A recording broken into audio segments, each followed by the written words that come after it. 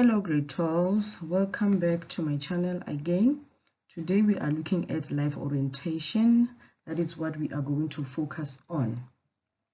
Now I want us to look at the project that you are given for term 2 because most learners they fail to answer the question that they are given.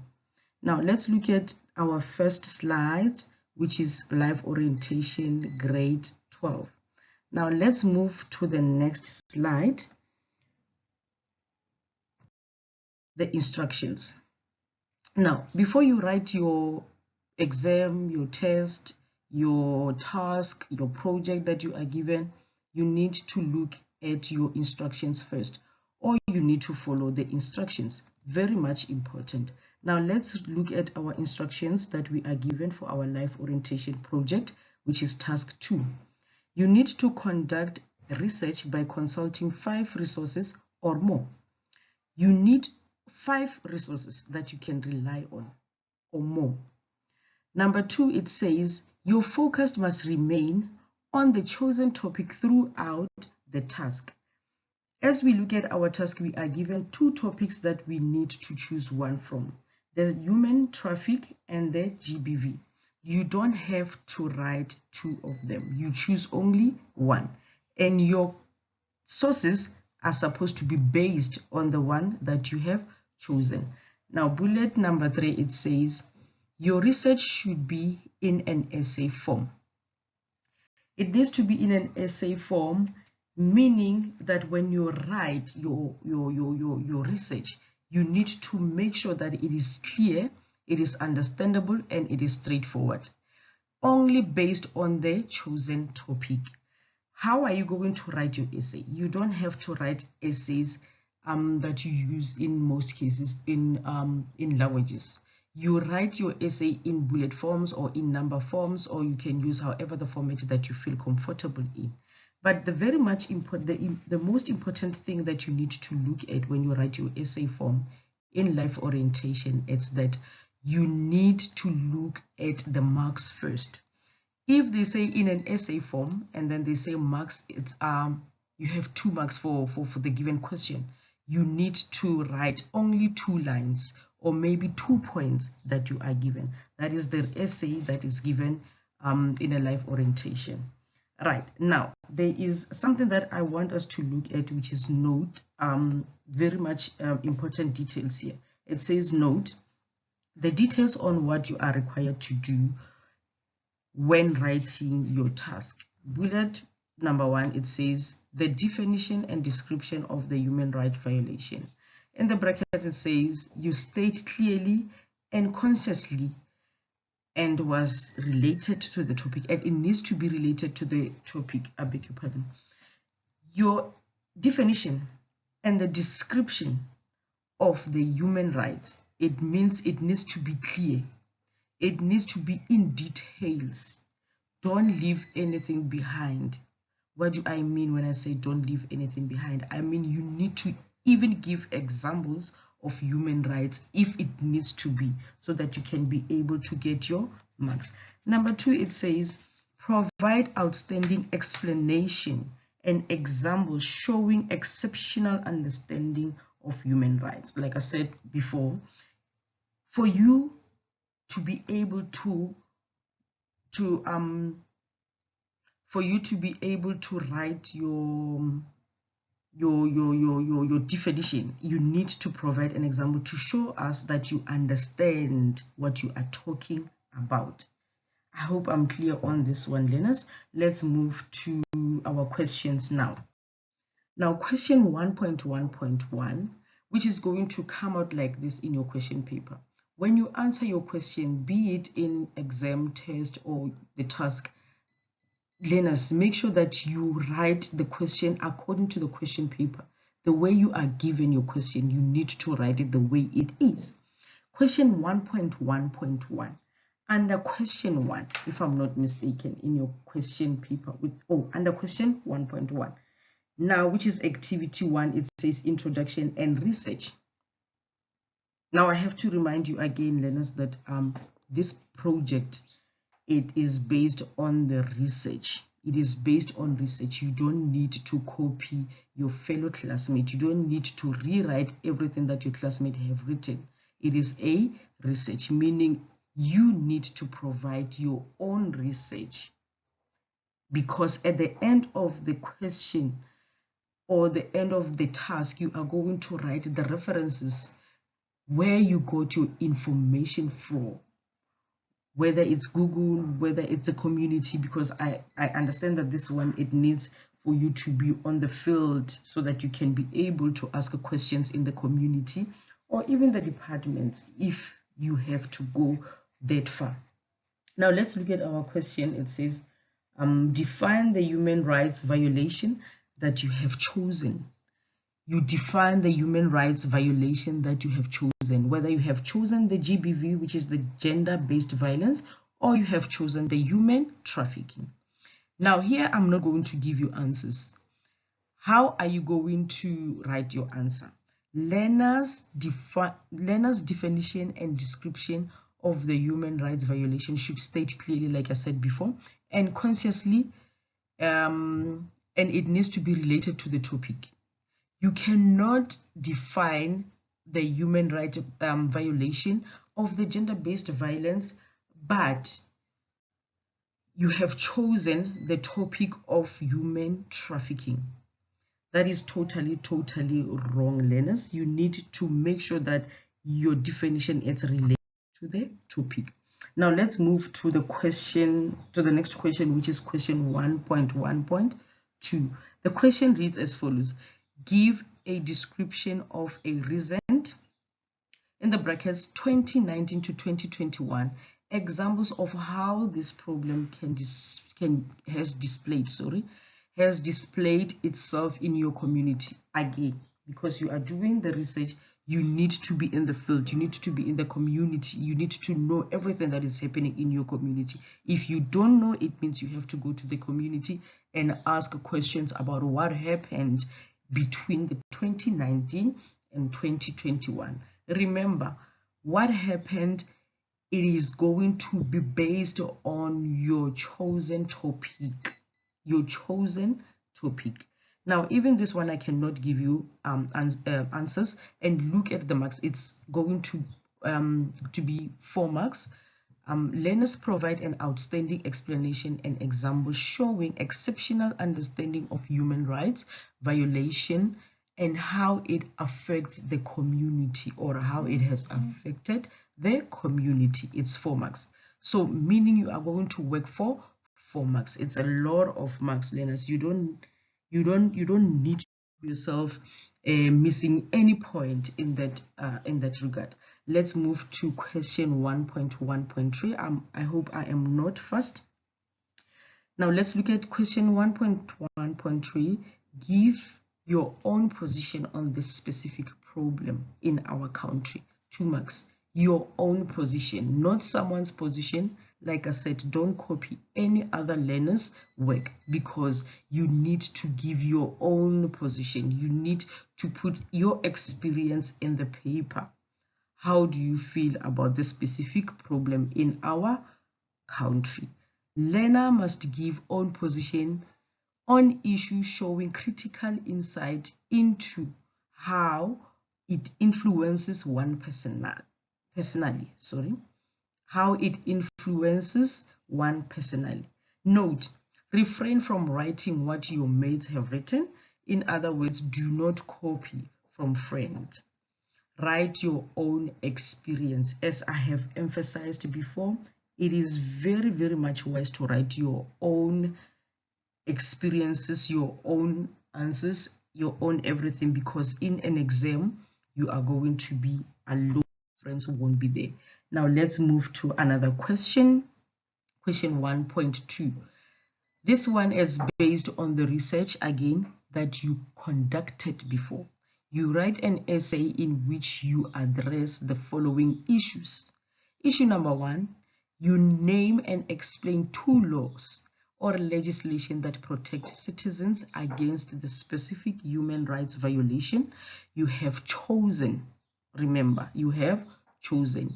There is no way you can write about the human rights while you have chosen the GBV. Now it's 4 marks. Here I'm not going to give you answers as well. It says learner must give an excellent description of the law. Like I said, the research, you can Google, you can go to legislation court, you can go to the neighbor who is a lawyer, and then you find out about the laws and the legislation that can protect the citizens, which you need to know as well, learners. As you are South African citizen, you need to know your rights, you need to know how are they being violated. Now let's move to bullet number 2. It says describe 2 ways in which the above law protects citizens against the human rights. Protect, that it protects. Now how are you going to be protected? Right, here I have given you what do you call this, the examples of what you need to know or to write, the law that can protect. Now here, how many marks are we looking for? We're looking for 4 marks. For 4 marks, yes. Now the answers, this is just my examples. You can write your own, as many as you can. It says 4 marks, you can write 4 of them, or you can write more depending on how much you understand, or the marker, how is the marker going to look at your answers. Now answer number 1, it says be aware of the human rights. Be aware of the human rights. Number 2, respecting human rights and promoting human rights. This is how you're going to protect the citizen against human rights violation. Educate others, very much important. We need to educate each other in this sense. By participating in campaigns, citizens can act as an example to minimize the violations of human rights. When you participate, you learn more, you educate more, and then you make awareness so that people can be aware of what their rights are. Let's move to, I hope I'm clear on this one. If I'm not clear, you can refer back to the recording and then you study them yourself so that you can do well in your project. Let's look at bullet number 3. How can discussion, projection, campaign, and event support the victim of human rights violation? Now we need to support these people who their rights have been violated, right? How are we going to support them? How are we going to project? How are we going to campaign? And how are we going to discuss this? How many marks? 4 marks. It says by spreading awareness, letting people know about it, giving them platform to report their grievances, and get the support of the common mass. These are the answers for bullet number 3. I have skipped some of the bullets here because I believe that you can write them yourself. Learners, you are very much smart. You can do some of them for yourself, because I have chosen the ones that I thought, or I think maybe they might be a little bit challenging to you. Let's move to the next question. Question 4, which is question 4.1.1. Right. State 2 ways in which media can ensure access of information to all the communities. Now this one, it's the how can I put it? It's something that we live with. It can be good, it can be bad, right? It works for some it doesn't work. Now let's look at how could one ensure the access of information to the community. Now community needs to be able to use the social media as well, because we are living in a world where social media platform gives us an easy life to things, or it simplify our lives, if I may put it that way, right? Now let's look at bullet number 1. It says increase the TV or radio broadcasting by helping to establish more radio or TV broadcasting stations or channels. The information can be accessible if there is an increment on TV or radio broadcasting by helping to establish more radio and broadcasting stations and channels so that people can have access to that. Even people in the villages, old people, or whoever wants to get access to the media.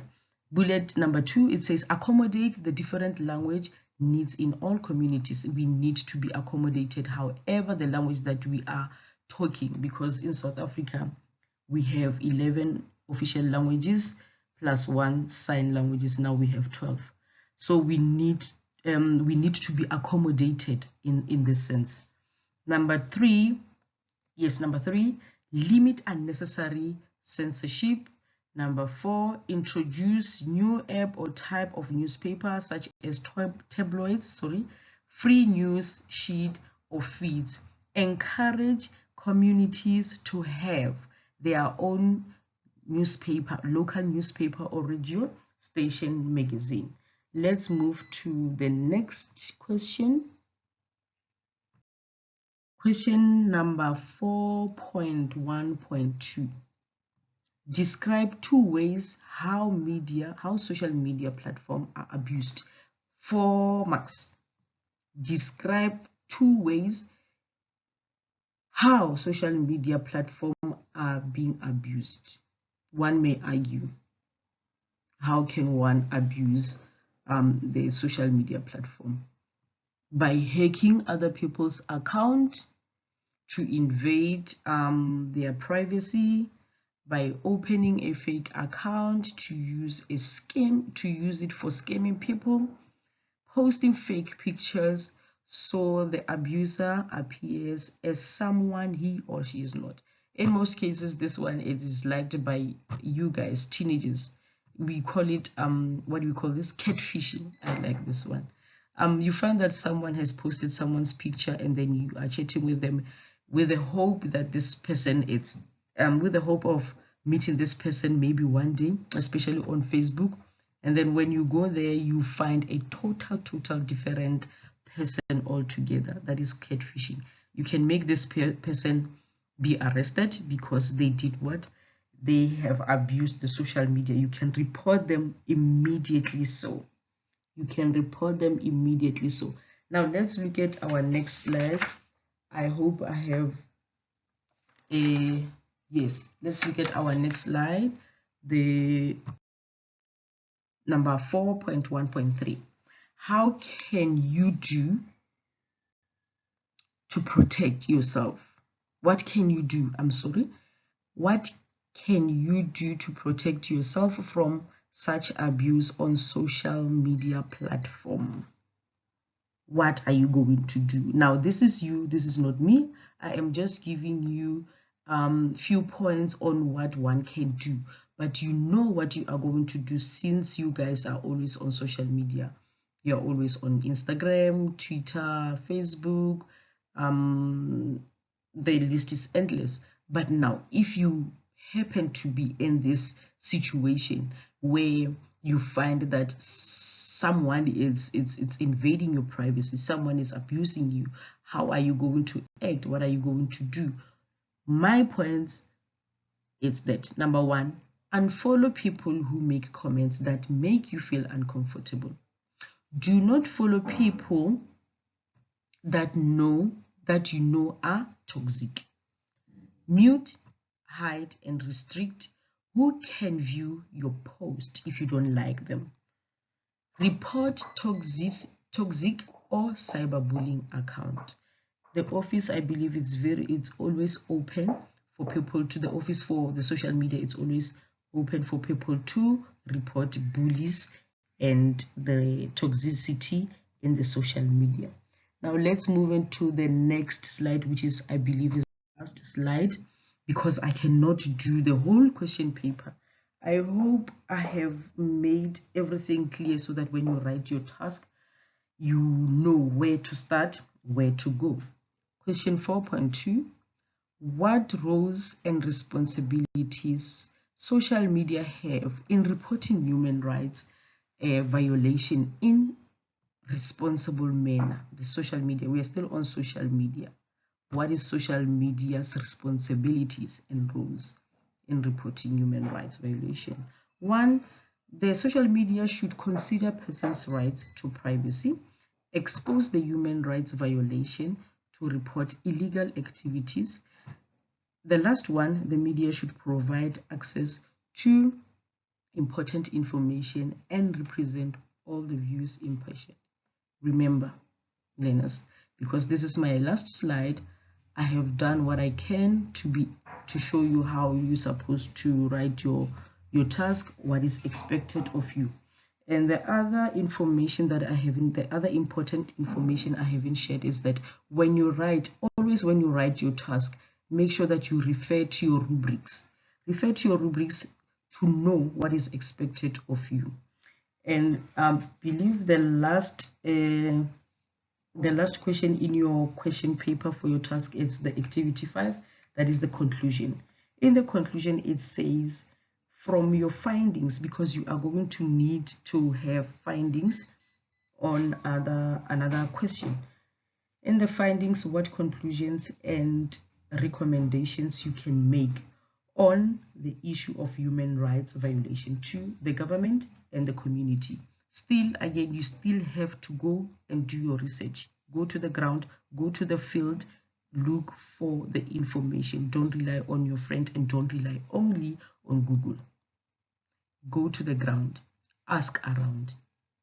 And the last activity says activity 6, references. In most cases, learners don't write references. They just write references because it's needed. Some, they don't even bother themselves to write references. It's very much important. It has marks. References have its own marks. It says, write your biography in which you indicate about 4 to 5 or even more sources used in compiling the project. How many marks? 6 marks. That is a lot of marks, learners. Please make sure that you write what is needed of you to avoid the disappointment at the end of the year. Thank you so much for tuning in to my channel. Please subscribe, like, and hit the notification button. Thank you so much, learners. Good luck.